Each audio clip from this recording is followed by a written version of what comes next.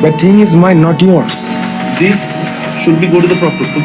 I will go to the proctor myself. Give me the thing. Yeah, just stay here. I'll go to Why myself. are you doing this, man? রাজধানীর বসুন্ধরা আবাসিক এলাকায় অবস্থিত north south বিশ্ববিদ্যালয়ে ঘটে গেছে এক ভয়াবহ ও নিন্দনীয় ঘটনা। বিশ্ববিদ্যালয়ের শিক্ষার্থী অপূর্ব পাল প্রকাশ্যে পবিত্র কোরআন শরীফ অবমাননা করেছেন বলে অভিযোগ উঠেছে। 4 অক্টোবর শনিবার সকাল 9টার দিকে বিশ্ববিদ্যালয়ের NAC 2 ভবনে তিনি পবিত্র গ্রন্থটিকে মাটিতে ফেলে লাথি মেরে পৃষ্ঠা ছিঁড়ে ফেলে এবং সেই জঘন্য কাজের ভিডিও ধারণ করেন।